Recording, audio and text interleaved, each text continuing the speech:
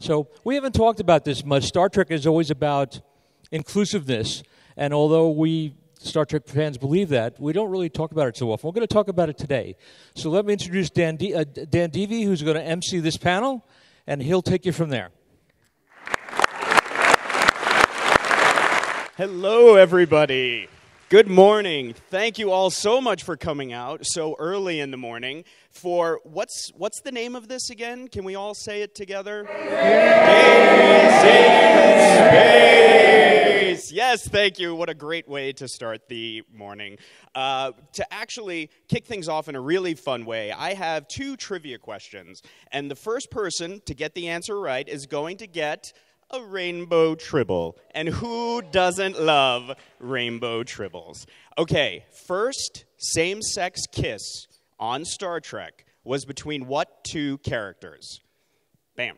Jackie Dax and her wife, but I can't remember the character's name on Deep Do we? I think that's acceptable. Lenore Kahn? Yes? Come on up. We got a tribble for you.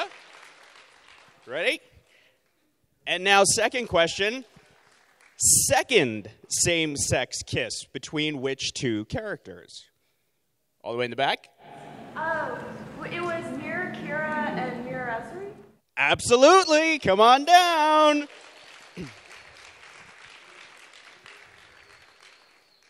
And now, you know, the really funny thing about that answer is that we have the intendant with us.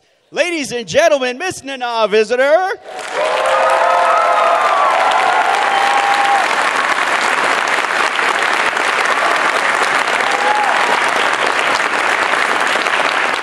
Good morning. How are you all?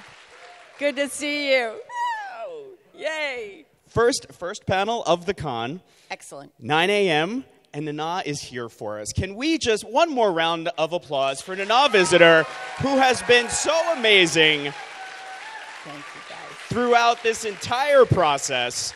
As you'll watch on the video screen, you're going to see photos from the previous events that we've done. Now, we've done 6 GAAYS in Space parties so far, and Nana has been at 5 of them. That's how much she loves us, folks. It's pretty amazing. It's pretty amazing. Thanks, Dan.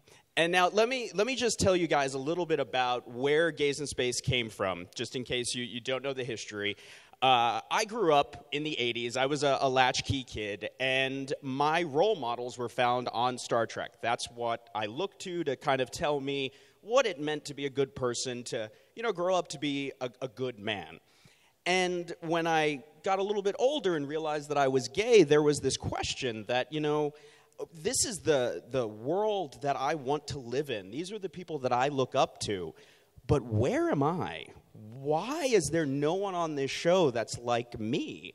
And when I got even older and, you know, had started doing interviews with the Star Trek actors, that question kind of gnawed at me.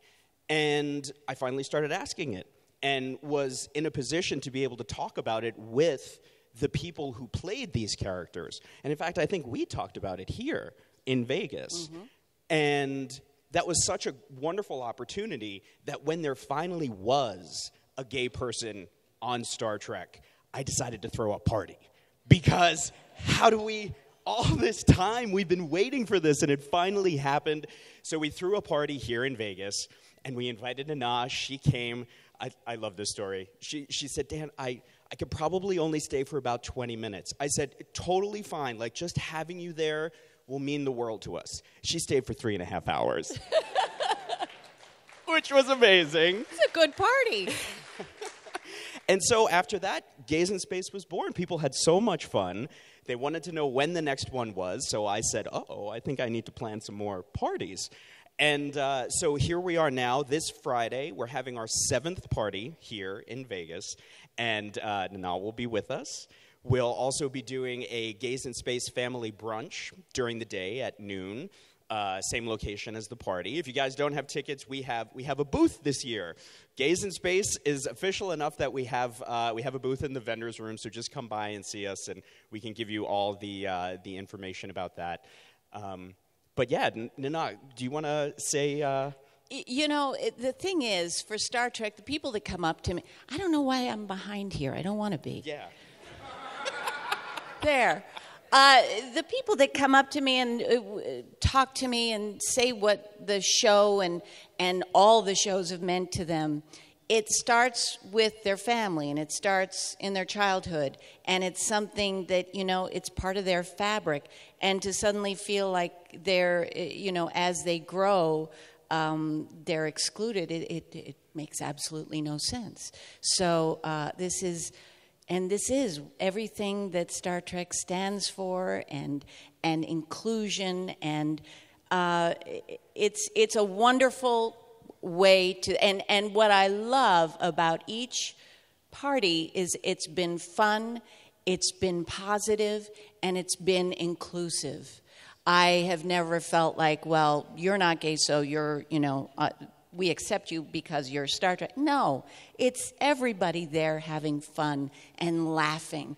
And I can't imagine why that could be not a great thing. You know, I just want to, I have such a, now there's silver on this. Can I throw this? And you not, I just, you know, the baseball player, I wonder if my arm is still there. Remember when I don't know if you remember when I threw the ball, I am so not athletic that they had to have a baseball player come in and teach me how to play for 2 weeks. And it was like, oh God, no, because I'm the one that was never chosen and everything. So let's see if I have any kind of a throw left. Woo, there we go. I think you also tried to pick a fight with a Vulcan in that. Does everybody remember the "you're out, by the way"? Oh yeah, that's right. I don't remember anything after the fact that I actually hit the ball because no one thought I was going to, and I did because of that damn baseball player who drilled me for 2 weeks. I was like, after that, everything's a fog. So, guys, I want to open it up to questions, because another thing that's been great about Gays in Space is that, you know, you have the opportunity when you come to conventions to ask questions of the actors, but, you know, when you're in that big ballroom, it might not necessarily feel like the safest space to ask something specific about, you know, a gay-related issue, or even, you know, if it was just a question that you might think, ooh, what if people judge me for asking this? But everything with Gays in Space is such an open, safe space that every party that we do, and I should also mention, the parties are very much just like a mix and mingle kind of a thing. It's very relaxed and casual. With usually a really funny show. Yeah. Really funny show. Yeah. Sometimes some very special treats that we're not expecting, like at the last one in New York, Nana came, and she had baked cookies for everyone. Yes. I wish I could have done that for all you guys. But, you know, we came from New York. We're moving to L.A., my husband and myself, Matthew and me. And we drove across country. And I actually thought, is there a way I can do it? Because it's a week. There are cookies that stay for a week. But we were traveling with 2 dogs and a parrot, too, in a small car. It was like, I couldn't have fit cookies in that car. So I apologize. But yeah, it was amazing to show individually wrapped. I mean, and then when she heard some people hadn't gotten them, right to her purse, back out into the audience. Here you go, here you go. It was fun. Yeah, definitely casual, mix and mingle, good times. So let's open it up. If you guys have any questions, let's get started there. All right, I got to state first the next question. In Gene Roddenberry's 1991 Columbia record, he did mention gays. He did mention the fact that was one thing he did mention. James Collins put gays into his episodes. But the question begs is this: is the television audience out there, CBS All Access out there, ready to take what James Collins put out there? And what Gene has said, if he put gays in there, maybe they would have taken it. But you know what? This is the way I look at it, and all our shows do this. You put it in front of people and let them react, and after they react, after a while, they're going to start responding. They're not going to have this visceral reaction that's not necessarily what their deeper self believes or feels. So it's a way to start the conversation, whether they're ready or not. Yeah, absolutely. And we do know now that in Star Trek Discovery there are not one but two openly gay characters. Anthony Rapp plays an openly gay science officer, and he has a partner played by Wilson Cruz, which was a shock to me. I thought it was going to be very kind of tiptoeing into it, like he'd be like the gay guy who never gets to go out with anybody. He's the one who doesn't get laid. Can I just say that? Yeah. But no, like right out of the gate, he's going to have a love interest. So, fingers crossed. I've said to people that no matter what happens with Discovery, if you like it, if you don't like it, whatever side you fall on, it has taken a Gene Roddenberry step forward into the future that we have not seen since Kate Mulgrew was cast as the first female captain. So no matter what, history has been made by Star Trek Discovery. They've taken a step forward, and I think that's amazing.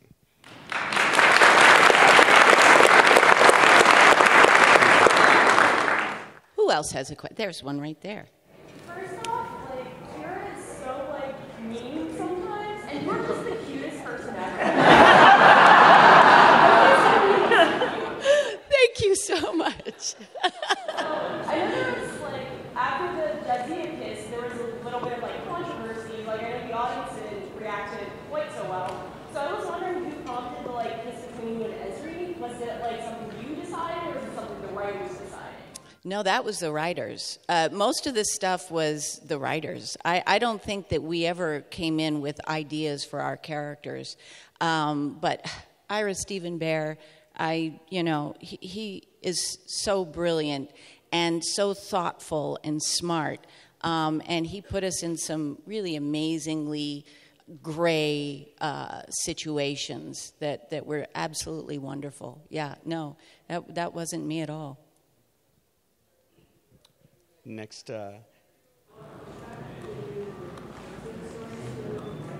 Say that again?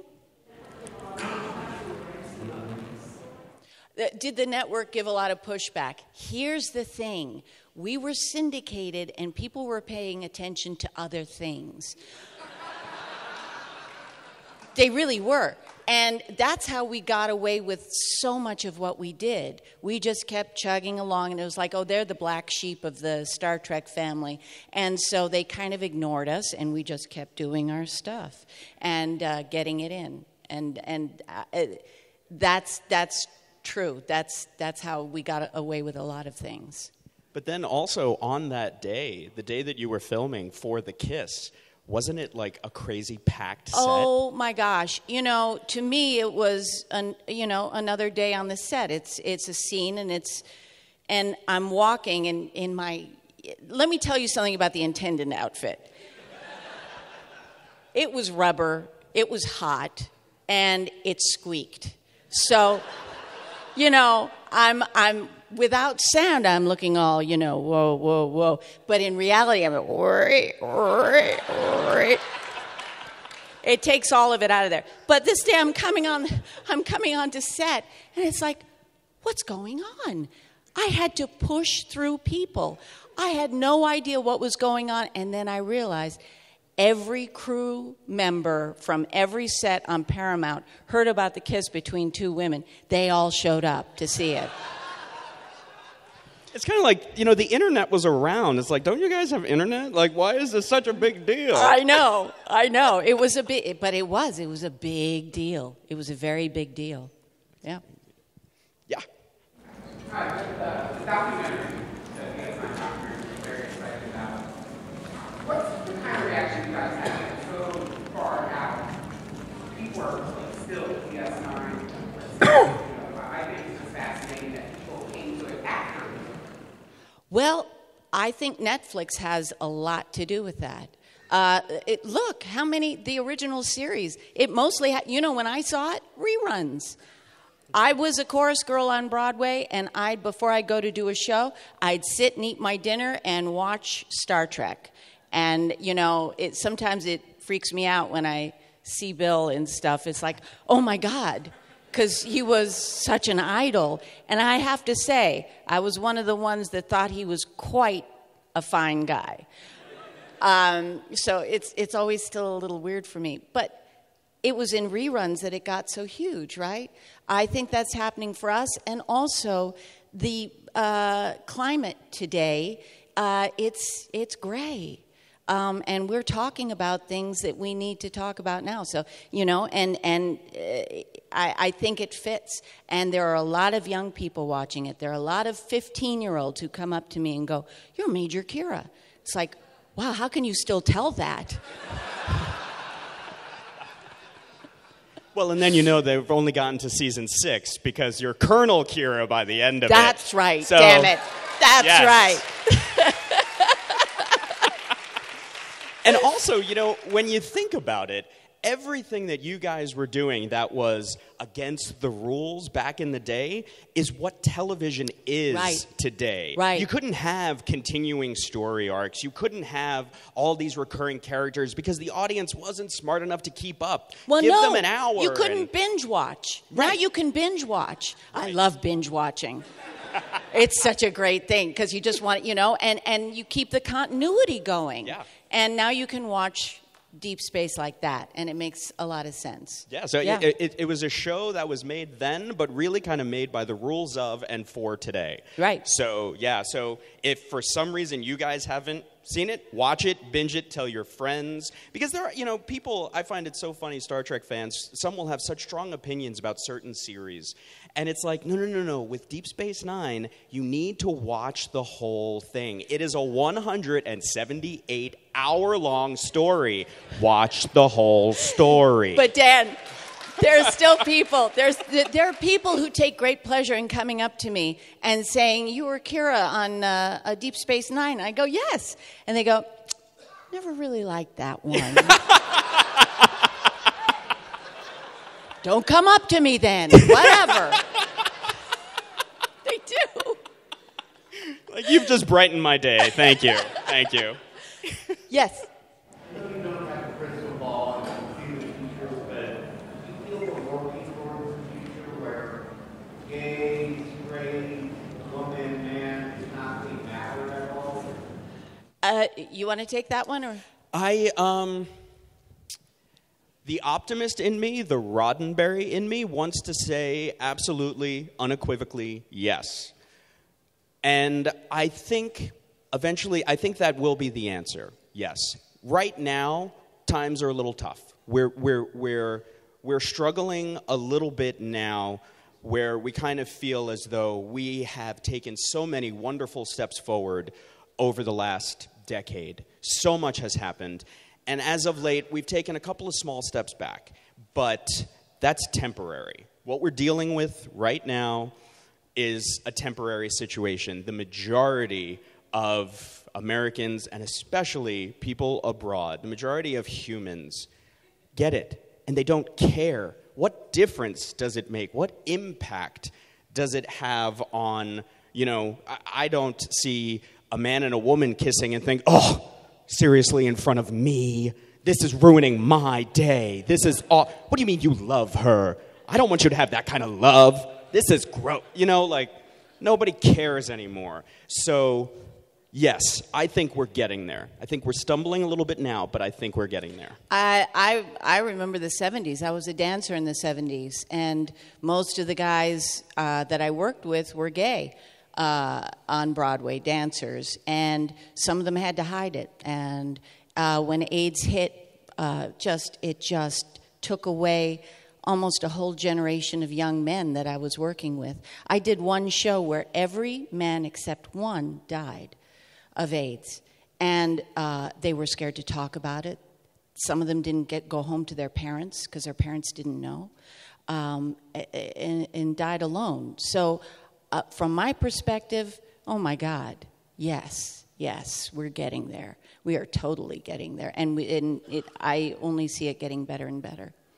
Yeah. And also, as Nana was saying earlier about the gays in space parties, that they are for everyone, that it's an inclusive thing. When we started it, I started it thinking like, I don't know, maybe somebody cares, maybe people will show up. I think it's pretty cool, so let's do this. And now we're at the point where it doesn't matter. Everyone's having so much fun because it's not about gays taking over. It's about the fact that we finally have our little piece of the tapestry of equality that Roddenberry made for mankind. And everyone who truly understands Star Trek agrees with that. If you don't understand Star Trek, because that's what it's all about, right? Who else has a question? Kind of a tangential question. You were in, you had a small part in a Frasier episode. My husband and I were watching this, and a visitor from you could say, oh, we got to the credits at the end, and it was you. And I was surprised that you, I thought, was such a big name. It's a tiny part of that. So how did this thing kind of happen? Is it because you want to be on there and you get a walk and roll, or something? I'm a carny. I go where the work is. Like, you want to give me a job? Yeah, okay. Someone once said that actors are carnies with better health plans. Better dental plans, that's what it was. To work, see, here's the thing. There are certain people that you want to work with. And the people on that show I found amazing. To watch both those gentlemen sit down at a grand piano that was on set and just play. It was like, I like to be around those people, those talents, and all of that. So yeah, I go from little. I was just telling a bunch of people. It wasn't that long ago. I played a bee. You know, a queen bee, but still, it's a bee. Yeah, it goes up and down. I've done starring roles on Broadway. I've been a chorus girl. Have to tell you, chorus girl was a little more fun, actually. But yeah, I like to work. You know what I love? I love being under the wave. I love being in a flow state, if you know what that is. A flow state is where you unlock your conscious brain and you have so much information about what you're doing at the moment that you can let your subconscious take over. And it's like what surfers do. And that's why I act. That's really why I act, because I go into that state and I love it. It's freeing, and time changes. Time, instead of 1 second, it feels like 30 seconds. You've got so much time to respond instead of react. It's a fun place to be. So I'm kind of like a surfer, just instead of a surfboard and waves, I just find the work. And actually, something you may not know about Nana, she also used to own a bakery. I did. Oh, look who is here! Renee!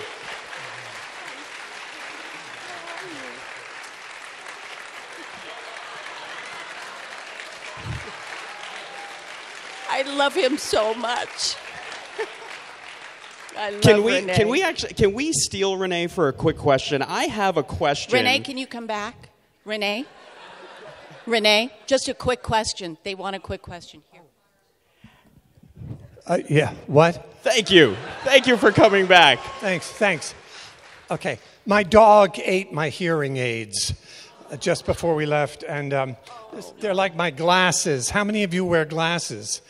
Yeah, imagine what it'd be like if your dog ate your glasses. Oh, my What's goodness. the question? Okay, so with the Gays in Space theme, we're talking about, when talking about Odo as a shapeshifter, if anyone could have looked at sexuality in a fluid way, it's Odo. Get it? Fluid. But now... Fluid. Here all week, folks. But I've always wanted to ask, you had those linking scenes. When they were linking scenes with the female shapeshifter, you guys were all in there and intimate. When it was with JG, you did a bro hug. And the bro hug became the linking. I've always wanted to ask you about that. Is that true? Exactly how it was shot and everything? Yes. Do I remember? Well, that's a long answer to a question that is great, but I didn't think about it much. I thought of Odo. I didn't want to get into this, but the whole thing between he and Kira was, I think, a little weird for me because I never thought of Odo as having any sex, no identity. So, I don't know, is there a term for that? Asexual? Huh? Asexual. Yeah. I thought he was. Anyway. All right. So, Well, we still there you enjoyed the bro hug. Thank you very much, Renee.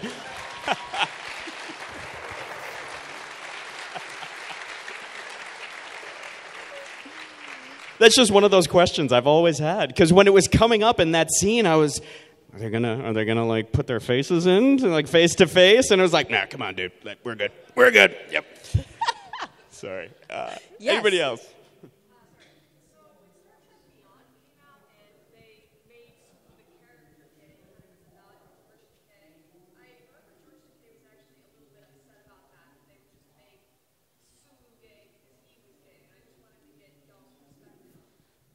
That's a very, very good question, because when it happened, I agreed with George a little bit, because here, we've seen this character for 50 years, and to all accounts, he was straight. I mean, Sulu didn't get a lot of action with the ladies, but it was always played as a heterosexual character.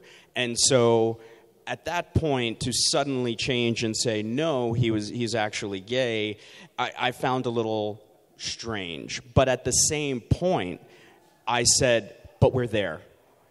It doesn't really matter how we got there, why we got there, we're there. Because once you're there, they can never take you away again. So while I agreed with what he was saying, I kind of feel like, well, take one for the team, George. This is what has to happen for the greater good. And I'm sure he's thrilled that it has now led to what it's led with Star Trek Discovery. But that's what I think. Anybody else? No? Yes. No, I never did. Really? Oh my God. Okay. Renee in a pink robe on Frasier. I think we all have to catch that. Yes.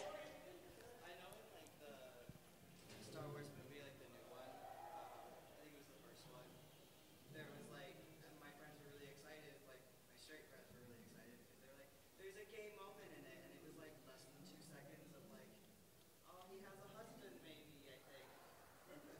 How did that, that pissed me off, because I was like... You want more. You want more than 2 seconds of someone having a husband. I want in DS9 they addressed it, they talked about it. There was an entire episode about it. And I want an entire movie with gay characters, but that's a lot to ask. Well, they do have those, but they're for the adult generation. If you know what I mean. We'll get there. I'm quite certain we'll get there. We have a lot on TV. Not older, younger. Mm-hmm. Yeah. Who is the actress who plays her gay? Sutton Foster is the actress, but I can't remember the name of the actress. Debbie Mazar plays her gay friend on it, and it's not played weird or is just So if you haven't seen that, watch it. It's great, and and by the way, it's a great show. So the representation is starting, and we're also. I understand what you're saying. I felt a little bit about that, but the truth is, the gay community is in a little bit of a strange place time-wise, because it's not a big deal. It's a part of who we are, but it's not all that we are. So we're in that weird position where if we make a big deal out of it on screen with a character, suddenly it's a big deal. Yes, I see what you're saying. But it's not. So I could argue both sides, but I feel like what we ended up with in that movie was, oh look, yeah, that's right, he's married and he has a kid. Oh, and his partner just happens to be a man. Which is where we are today, which is where we want to be. But I agree, more gay. More gay. You have a question. There's a whole history of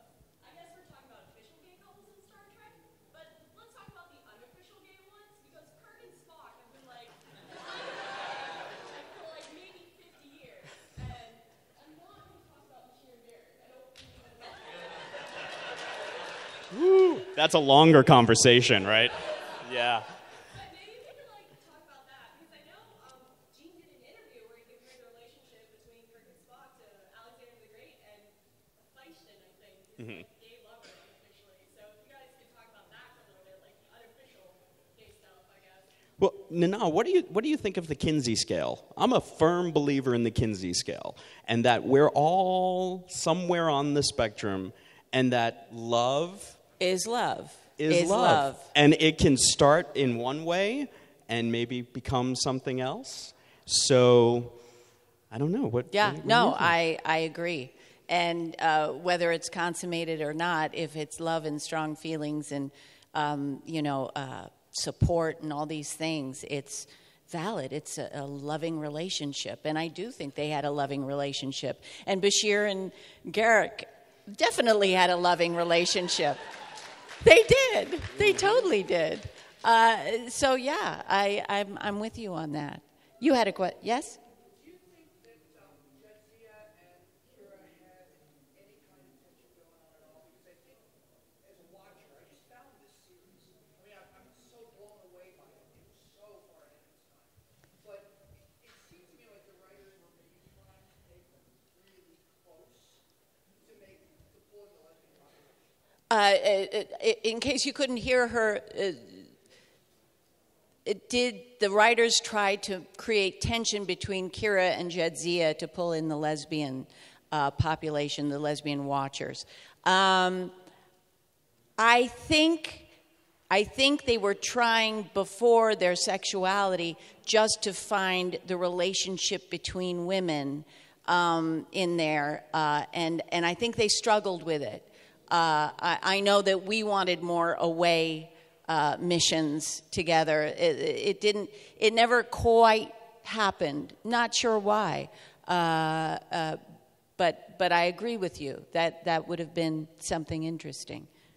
And, there was also, just going back to the Bashir and Garrick question, Bashir and O'Brien, we have that episode where they admit they like each other more than they like their wives. Yeah.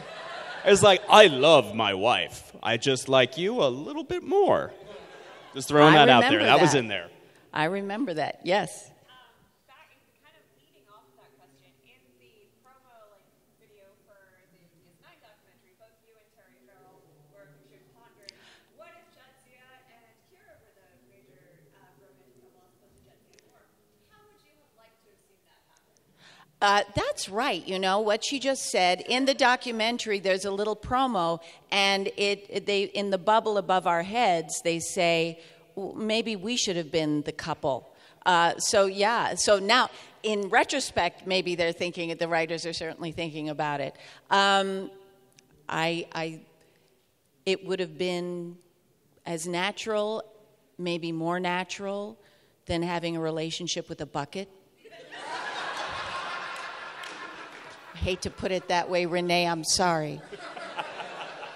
But, I mean, love was, if anyone's seen the picture of me like this, and it's a mist around me, that's, maybe some actual flesh would have been good. And it also begs the question if maybe the people working on the documentary, when they were coming up with the promos, were a little inspired by something called Gays in Space, maybe? Very possible. That was in their brains? Very, very possible. Yes?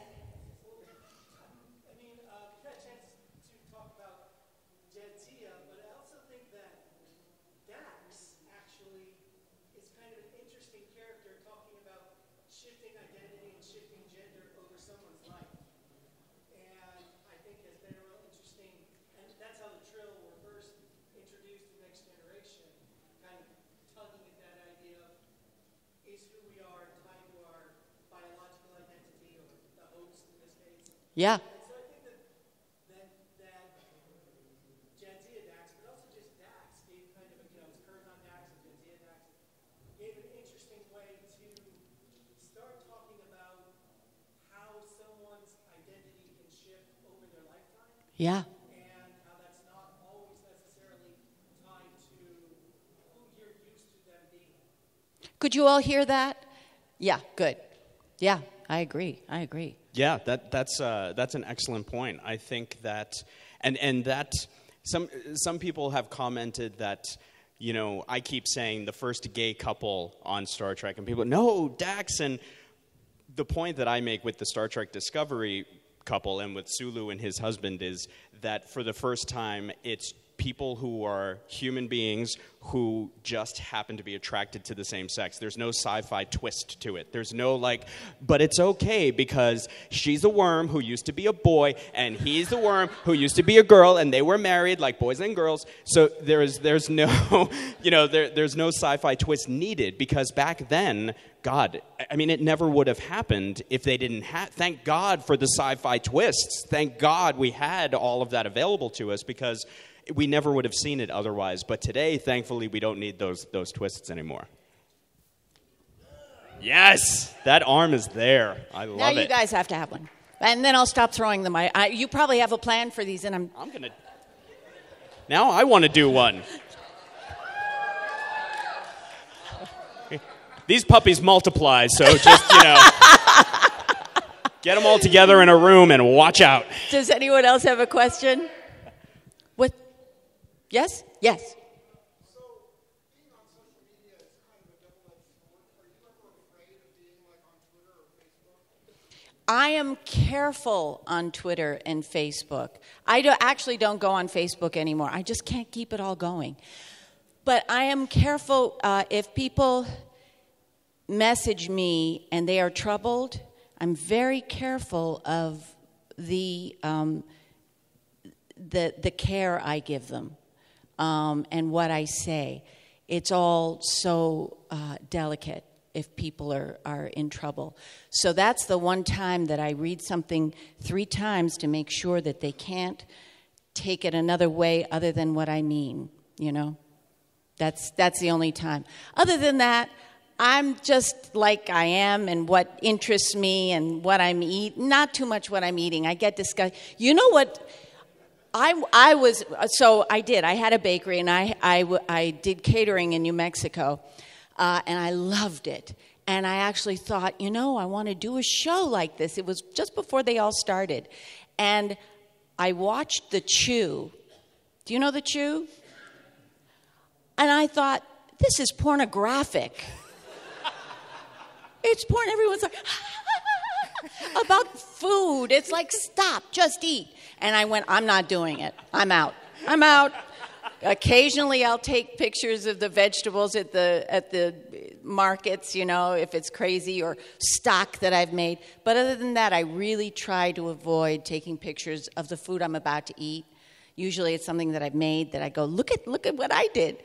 But other than that, yeah, it's just... And my dogs, and occasionally my parrot, or something beautiful that I see in the park. That's Twitter for me. Yeah. And they're giving us a few minutes before we have to wrap up. I just want to I want to tell you guys. Well, first of all, I want to thank you all. Honestly, for coming out, especially so early in the morning. It means so much to me to know that this thing that I've been working on, sitting at my computer for all those months trying to make this happen, has happened because you guys are here and you're responding to it. And I just personally want to thank you for showing all of that support. Thank you so much. Thank you. And I also want to let you know that at our second party in New York City, Rod Roddenberry came. And at the end of that party, he sat down. He said, Dan, let me buy you a drink. I said, hey, not going to say no to that. Sit down at the bar, and he said, I really love what you're... And this is the second party, so there was no cool signage. What we had was we had the idea. We had the amazing support from the talent, but it hadn't really built up yet. And he said to me, I love what you're doing so much. Tell me what you need to keep it going. My dad would love what you're doing, and I want to help support that. So he became our very first sponsor at that moment because of how much he believed in it. And one of the things that he gave us was, I'm sure you can't see it from out there, but he gave us this plaque that he made from 3 film clips from the original film that captured a scene of the original series in 1968.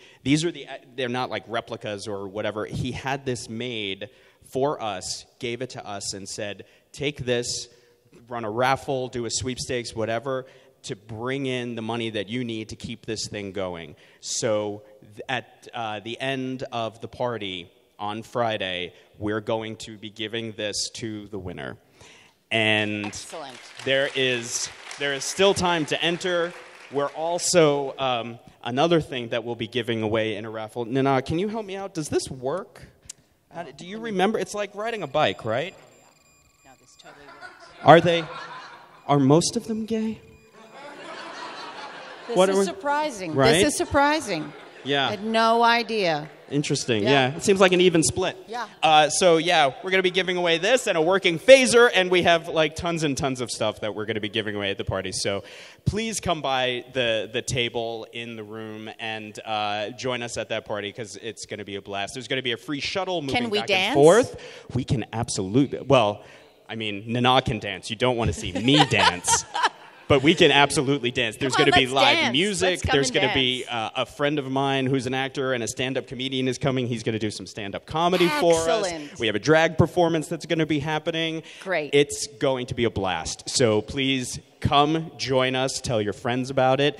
And thank you guys again so much. And let's hear it for Nana Visitor. Thank you.